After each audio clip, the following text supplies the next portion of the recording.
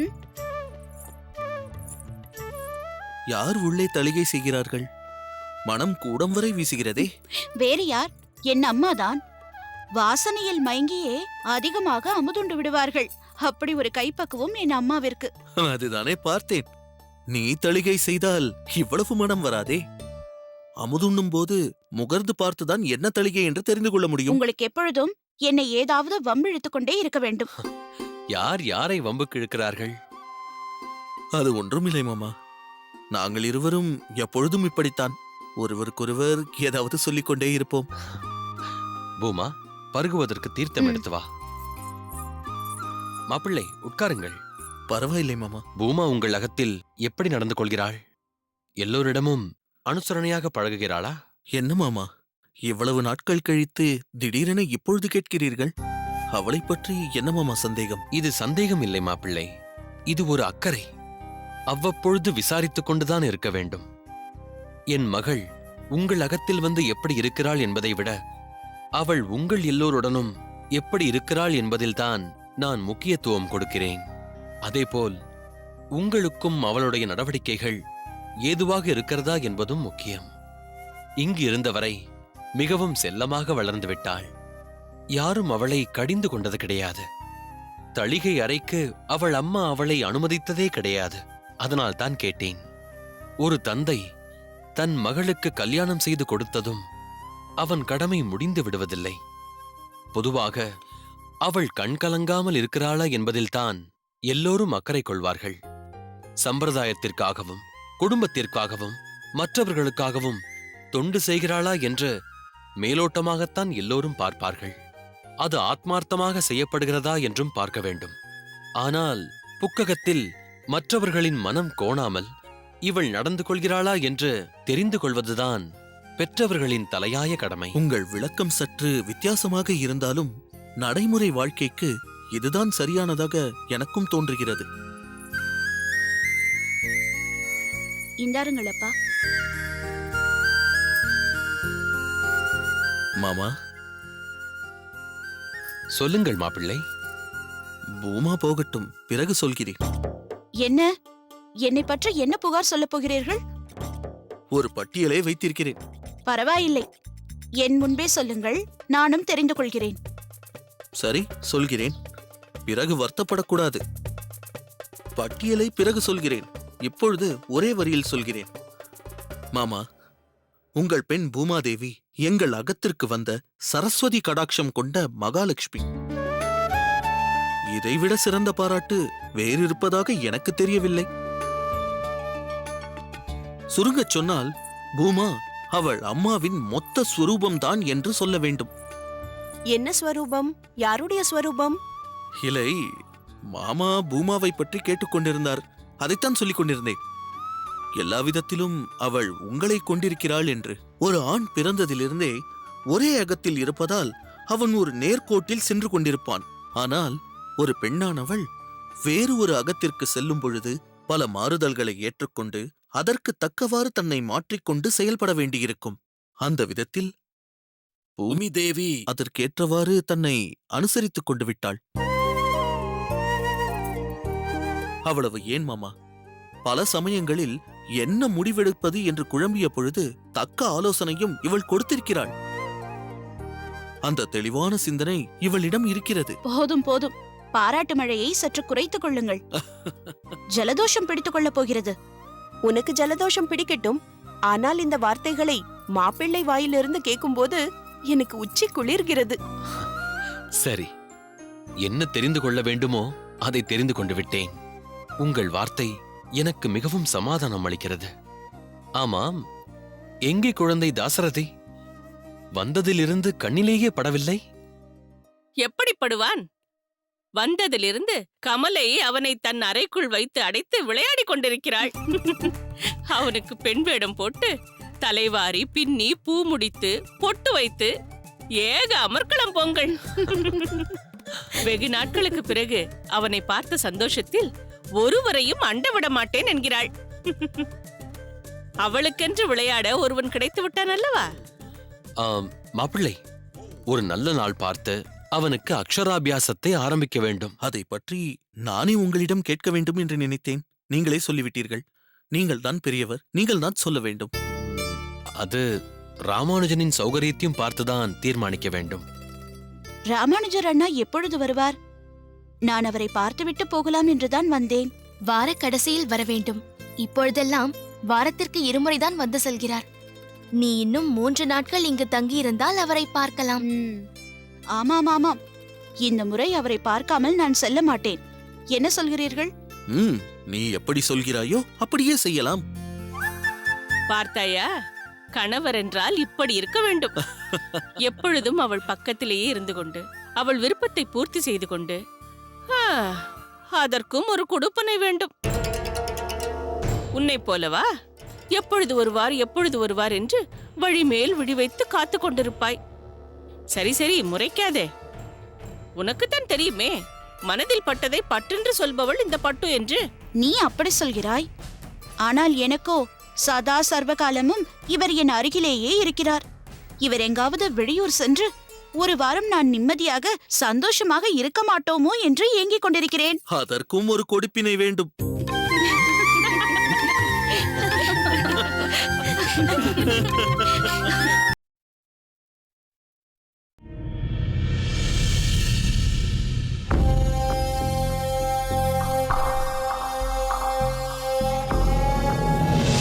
நான் மதுரமங்கலம் வரப்போவதில்லை. எங்கே? என் முகத்தை பார்த்து பதில் சொல்.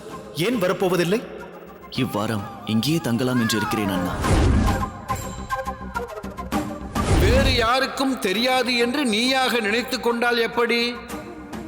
அனைத்தும் தெரிந்தும் அமைதியாக இருப்பவன் ஒருவன் இங்கு இருக்கிறான். யார்? கோவிந்தன்.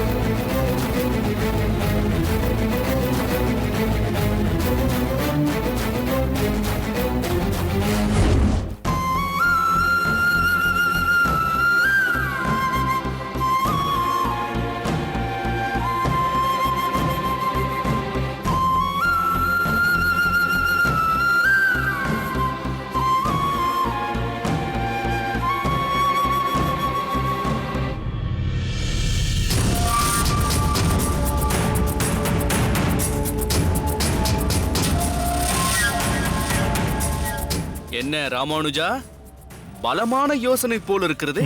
அதெல்லாம் ஒன்றுமில்லை. ராமானுஜா, யோசனையோடு கவலையும் குடிகொண்டுள்ளதை உன் முகமே காட்டுகிறது. சபேசா, கவலைக்கு என்ன அவசியம்? நான் சாதாரணமாகத்தான் இருக்கிறேன் என்று உன் வாய் சொல்கிறது. ஆனால் உன் மனம் இப்போது எப்படி இருக்கும் என்று எனக்கு நன்றாக தெரியும். அப்படி என்ன தெரிந்து கொண்டாய் சபேசா? சமாளிக்காதே ராமானுஜா. குப்புற விழுந்தும் மூக்கில் மண் ஒட்டவில்லை என்பது போல் இருக்கிறது உன் கேள்வி. நான் எங்கும் இடறி விழவில்லை. ஏன் விழவில்லை? எப்போதும் வெற்றி, எதிலும் முன்னிலை என்று முன்னோக்கி வேக வேகமாய் ஓடிக்கொண்டிருந்தாயே. நன்றாய் போட்டார் ஓர் கடிவாளத்தை இன்று நம் குருநாதர். ஏன் ஏதேதோ பிதற்றுகிறாய்? நான் ஒன்றும் பிதற்றவில்லை. இன்று பாடசாலையில் நீ வாங்கிய குட்டை பற்றிதான் சொன்னேன். உன்னை வாயை மூடி உட்கார் என்பது போல் அடக்கிய குருநாதர் கோவிந்தன் மூலம் அந்த ஸ்லோகத்திற்கு அர்த்தம் சொல்ல சொன்னாரே, மறந்து விட்டாயா? நீ எப்படி மறப்பாய்? அதைத்தான் இப்போது யோசித்துக் கொண்டிருக்கிறாயே. முதலில் உன்னை அழுத்தி கோவிந்தன் வெற்றி கண்டு விட்டான். ஆனால் அதை உன் மனம் ஏற்க மறுக்கிறது. சபேசா, வாய்க்கு வந்ததை பேசாதே. கோவிந்தன் யார்? என் ஆருயிர் தம்பி, என்னுடைய வெளியில் உலாவும் உயிர் போன்றவன். அவன் பெறும் ஒவ்வொரு வெற்றியும் எனக்கு சந்தோஷமே. அவன் வெற்றி அடைந்தால் என்ன, நான் அடைந்தால் என்ன, எனக்கு இரண்டும் ஒன்றுதான். பிறகு ஏன் பலமாக யோசித்துக் கொண்டிருந்தாய்? அவன் பெறும் வெற்றி சரியான வழியில் பெறும் வெற்றியா? அவன் எங்கள் சம்பிரதாய நெறிமுறைக்கு பொருந்தாத வகையில் தடம் மாறுகிறானோ என்றுதான் சிந்தனையில் இருந்தேன். நீ சொல்வது வினோதமாக இருக்கிறது ராமானுஜா. கோவிந்தன் சொல்லிய அர்த்தம் மிகவும் சரி என்றுதான் குருநாதர் குறிப்பிட்டார். அவன் தன் பாதையை சரி என்று நினைக்கிறான். இருக்கலாம். ஆனால் எங்கள் சம்பிரதாயம் நெடிய வரலாறும் பாரம்பரியமும் உடையது. இன்றும் என் மாமா திருமலை நம்பி போன்ற ஆச்சாரிய சிரேஷ்டர்களால் பெரிதும் போற்றி பாதுகாத்து கடைபிடிக்கப்பட்டு வருகிறது. அதற்கு விரோதமாக கோவிந்தன் சென்றுவிடக்கூடாதே என்ற ஆதங்கத்தில் நான் இருக்கிறேன். அதை நீ உணரமாட்டாய். நீ பேச்சில் சாதுரியம் வாய்ந்தவன் என்பதை நான் நன்கு அறிவேன். ஏதேதோ சொல்லி என்னை சமாளிக்க முயலாதே. அன்றைக்கு என்னை பல வகையில் அழுத்தினாய். அன்று நான் அடைந்த வலியை இன்று நீ அனுபவிக்கிறாய். உன்னை தாண்டி ஒரு பெரும் மதிப்பை கோவிந்தன் நம் குருநாதரிடம் பெற்றுவிட்டான். இனி நீ தொடர்ந்து வலியையும் அதனால் ஏற்படும் வேதனையையும் நீ அனுபவிக்கத்தான் போகிறாய். போதும் சபேசா, தேவையில்லாமல் வார்த்தைகளை உதிர்க்காதே. வாழ்க்கை சுழற்சியில் வெற்றியும் தோல்வியும் சில நேரங்களில் இடறி விடுதலும் பிறகு எழுந்து வீறுநடை போடுதலும் மிகவும் சகஜம்தான். ஆனால் என் நிலையிலும் பக்குவமாய் வாழ்க்கை வாழும் விதத்தை என் தகப்பனார் என்றோ எனக்கு போதித்திருக்கிறார். நீ பக்குவத்தை உணர்ந்து கொள்வதுதான் உனக்கு நல்லது. உன் அறிவுரை எதுவும் எனக்கு தேவையில்லை ராமானுஜா. உன் அறிவுரை எல்லாம் உன் ஆருயிர் தம்பியிடம் செல்லுபடியாகுமா என்று முதலில் யோசித்துப் பார். ஆனால் ஒன்றை ஞாபகத்தில் வைத்துக்கொள், என் வீழ்ச்சி உன்னால் தான் நடந்தது. அதேபோல் உன் வீழ்ச்சி தொடங்கிவிட்டது. சபேசா,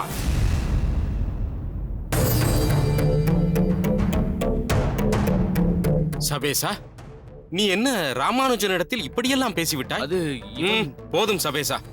தொலைவில் இருந்து நான் சில உரையாடல்களை கேட்டுக்கொண்டிருந்தேன். நீ இப்படியெல்லாம் பேசுவது தகாது. ராமானுஜா, நீ புறப்படு. ஏன் நிற்கிறாய் ராமானுஜா? நான் இவனிடம் பேசிக் கொள்கிறேன், நீ புறப்படு.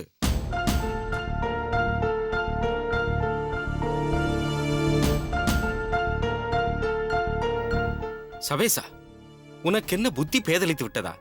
ராமானுஜனிடத்தில் ஏதேதோ வாக்குவாதம் செய்கிறாய். என்ன, நீங்கள் ராமானுஜன் பக்கம் சாய்ந்து விட்டது போல் தெரிகிறது. சீச்சி, ஏன் இப்படியெல்லாம் பேசுகிறாய்? பிறகு என்னை வசைப்பாடுகிறீர்கள், ராமானுஜனை ஆசுவாசப்படுத்துகிறீர்கள். சபேசா, வேகம் இருக்கும் அளவிற்கு உன்னிடம் விவேகம் இல்லை என்பது போல் நடந்து கொள்கிறாய். ராமானுஜனிடத்தில் இப்படியா நடந்து கொள்வாய்? இதனால் நம் காரியம்தான் கெட்டுப்போகும். நீங்கள் சொல்வது எனக்கு புரியவில்லை. புரியும்படியாகவே சொல்கிறேன், கேள். ராமானுஜன் பக்கமெல்லாம் சாய்ந்து விடவில்லை. அவனால் நான் பட்ட அவமானத்தையும் மறக்கவில்லை. ஆனால் இப்போது நம் பக்கம் வசந்தம் வீசும் காலம் வந்துவிட்டது.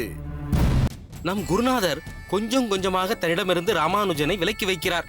கோவிந்தனை நெருங்குகிறார். அதனால் நமக்கென்ன லாபம் இருக்கிறது? நாம் நினைப்பது போன்று சரியான திசையில் சென்றால் லாபம் பல மடங்கு இருக்கின்றது. இதோ பார், ஒன்றை நன்றாக புரிந்து கொள். கோவிந்தன் தற்போது ராமானுஜன் வசம் இல்லை, நம் குருநாதரின் கைப்பாவையாக மாறி வருகிறான். அதுவே நமக்கு சாதகம்தான். கோவிந்தன் ராமானுஜன் அளவிற்கு நுட்பமாக யோசிக்காமல் நம் குருநாதர் காட்டிய வழியிலேயே நடந்து சென்றால் அவன் நம் வழிக்கும் சீக்கிரம் வந்து விடுவான். அதன் பிறகு ராமானுஜனை சமாளிப்பது மிகவும் சுலபம். அவனை இங்கிருந்து துரத்தவும் செய்யலாம். இந்த நேரத்தில் நீ ஏதோ ராமானுஜனை உசுப்பி விடுவது போல் பேசிக் கொண்டிருந்தால் அவன் வீறு கொண்டு எழுவான். அது மட்டுமா, தன் பராக்கிரமத்தை அவன் மேலும் வெளிப்படுத்துவான். அது நமக்கு பாதகமாக போகலாம். ஆகவே அடக்கி வாசி. கைலாசம், உங்கள் சிந்தனை அபரிமிதமாக இருக்கிறது. எப்படி இப்படியெல்லாம் யோசிக்கிறீர்கள்?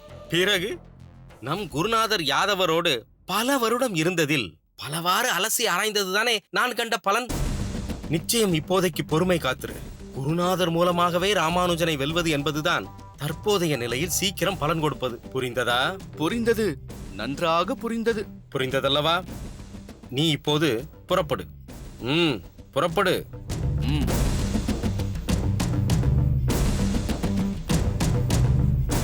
ராமானுஜா, உன்னை முன்னால் இருந்து வீழ்த்துவது விபரீதமானது. பின் நின்று தாக்குவதுதான் சமயோஜிதமானது. நான் தாக்குகிறேன், உன் நெஞ்சம் பிளவுபடும்படி தாக்குகிறேன். அப்போது தெரியும் இந்த கைலாசம் யார் என்று.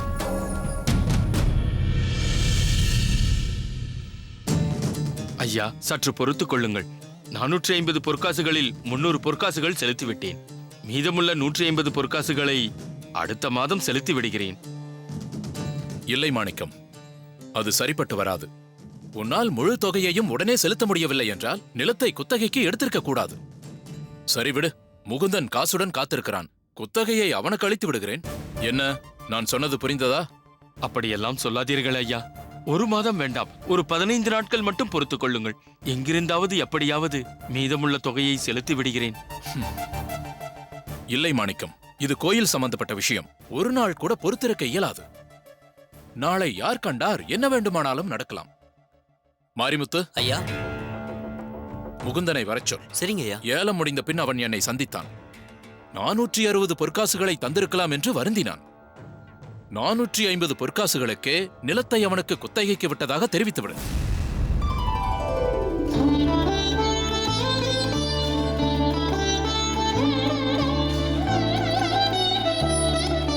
ஐயா, ஒரு வாரமாவது.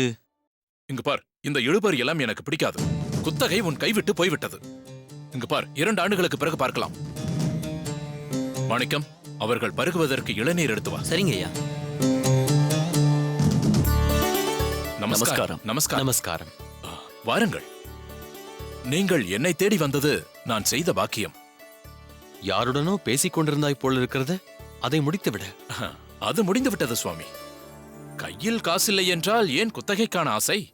அன்று பார்த்தீர்களே, அவன்தான் 150 பொற்காசுகள் குறைகிறது என்றான்.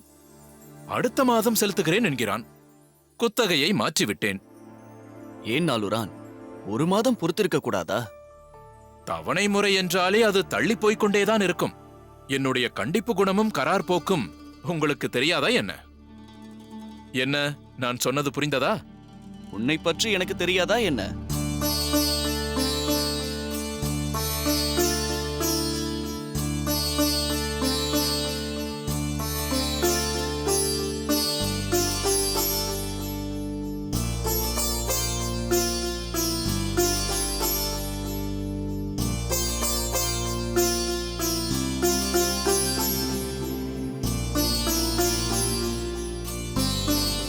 என்ன நாளுரா, நான் எப்பொழுது வந்தாலும் இளநீர் கொடுத்து விடுகிறாய்?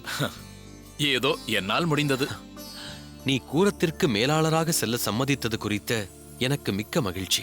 சுவாமி, உங்களுக்கும் என்னை பற்றி நன்றாக தெரியும். நாம் சந்தித்து பல ஆண்டுகள் ஆனாலும் என் குணத்தில் எந்த மாற்றமும் இல்லை. வெட்டு 1 துண்டு 2 என்று இருப்பவன். சில கொள்கைகளை விட்டுக் கொடுக்க மாட்டேன். நான் உங்கள் கூரத்திற்கு வர சில நிபந்தனைகள் இருக்கிறது.